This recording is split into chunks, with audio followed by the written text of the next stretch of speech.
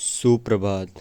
आज 31 दिसंबर 2022 दिन शनिवार को मैं विशाल हाजिर हूँ एक नए एडिटोरियल कॉलम के साथ, जो कि दैनिक जागरण के बरेली क्षेत्र से प्रकाशित किया गया है, जिसकी टॉपिक है नए वर्ष की चुनौतियाँ और संभावनाएं। इसके लेखक हैं गिरीश्वर मिश्र। लेखक पूर्व प्रोफेसर एवं पूर्व कुलपति भी रह चुके हैं। तो शुरू करते हैं। आज भारत विकास की यात्रा पर अग्रसर है। भारत के लिए अगले साल में क्या कुछ होने वाला है, इस सवाल पर विचार इससे भी जुड़ा है कि हम भारत के लिए क्या चाहते हैं और उभरती परिस्थितियों में क्या कुछ संभव है। इस सिलसिले में यदि यह भी याद रखना जरूरी है कि आज की दुनिया में परस्पर निर्भरता एक अनिवार्य नियति बनती जा रही है। हम सब ने देखा है कि चीन के वुहान से निकले कोरोना वायरस ने विश्व को एक ऐसी महामारी की चपेट में ले लिया जिससे लाखों लोगों के जीवन की क्षति हुई और भारी आर्थिक नुकसान हुआ। ऐसे ही यूक्रेन और रूस के बीच चल रहा युद्ध प्रत्यक्ष और अप्रत्यक्ष रूप से पूरे संसार में आर्थिक कठिनाई बढ़ा रहा है। इस बीच भारत ने अंतर्राष्ट्रीय स्तर पर अनेक क्षेत्रों में उल्लेखनीय पहल की और उसकी साख में वृद्धि हुई। सुरक्षा परिषद और G20 समूह की अध्यक्षता के साथ भारत की वैश्विक उपस्थिति निश्चित ही फलदायी होगी। पड़ोसी देशों के हालात संतोषजनक नहीं हैं और बहुत जल्द सुधार की आशा भी नहीं दिखती। अफगानिस्तान, पाकिस्तान, नेपाल, म्यांमार, श्रीलंका और बांग्लादेश जैसे पड़ोसी देशों में आर्थिक संकट गहराता दिख रहा है। चीन का रुख भी मुश्किलें पैदा करने वाला ही है। पड़ोसी देशों की यह स्थिति भारत के लिए सजग और सतर्क राजनय और सामरिक तत्परता की जरूरत को रेखांकित करती है। भारत का आधुनिक लोकतंत्र 75 वर्षों की यात्रा के बाद अब अंग्रेजी राज के उपनिवेश की विकट छाया से मुक्ति की कोशिश में लगा है। उसकी आहट शिक्षा की संरचना, विषय वस्तु और प्रक्रिया में बदलाव में दिखने लगी है। परिवर्तन की व्यस्तताओं के साथ शैक्षिक ढांचे को पुनर्व्यवस्थित करने के लिए राज्यों और केंद्र में कई स्तरों पर गहन तैयारी की जरूरत है। शैक्षिक मूल्यांकन, शैक्षिक संरचना आदि के मोर्चों पर आगे बढ़ने के लिए आर्थिक निवेश जरूरी होगा ताकि आवश्यक अवसंरचना स्थापित और संचालित हो सके।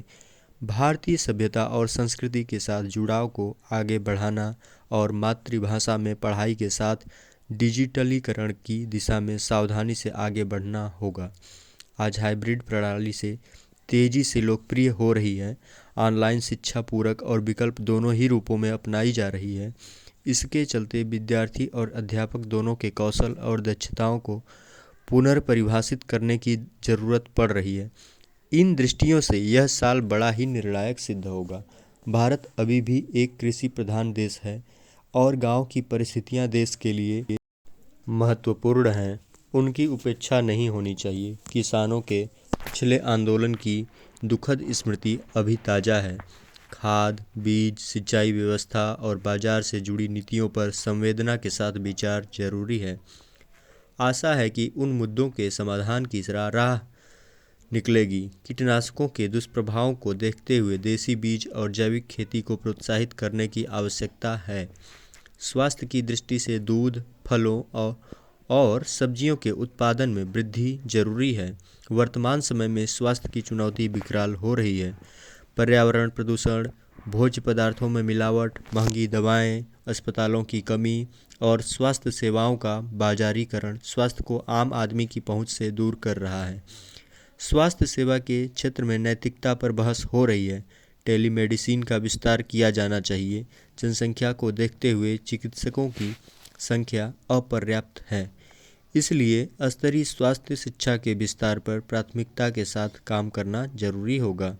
कोविड की लड़ाई में देश की उपलब्धि सराहनीय थी और उससे उबर कर देश का आर्थिक विकास पटरी पर आ रहा है। कोविड की नई दस्तक पर सजगता जरूरी होगी। मीडिया और ख़ास तौर पर इलेक्ट्रॉनिक और सोशल नेटवर्क साइट का जिस तरह का कल्पनातीत विस्तार हुआ है, उसने लोगों की मानसिकता, आचरण और वैचारिक परिपक्वता को हिला दिया है। उसकी प्रभाव क्षमता, रोचक सामग्री, तीव्र गति और इंटरैक्टिव होने के कारण बहुत बढ़ गई है। संवाद और संचार की दुनिया पर इस तरह का कब्जा जमाकर समाज का मन मस्तिष्क कब्जे में लेने की यह कोशिश न केवल नए सामाजिक वर्ग और भेद बना रही है, बल्कि मनुष्यता का भी मशीनीकरण करती जा रही है। उसका विवेक, उसकी सामाजिकता और आत्मबोध सबको समेटते और ध्वस्त करते हुए यह प्रौद्योगिकी निजी और सामाजिक रिश्ते नातों को खंडित करती जा रही है। इसे नियंत्रित करने की व्यवस्था आवश्यक है। न्याय का क्षेत्र एक दुखती रग है। इधर अभी तक व्यवस्थित रूप से ध्यान नहीं दिया जा सका है। न्यायाधीशों की कमी और करोड़ों की संख्या में प्रतीक्षारत मामले ऐसे तथ्य हैं जिनकी उपेक्षा घातक हो रही है।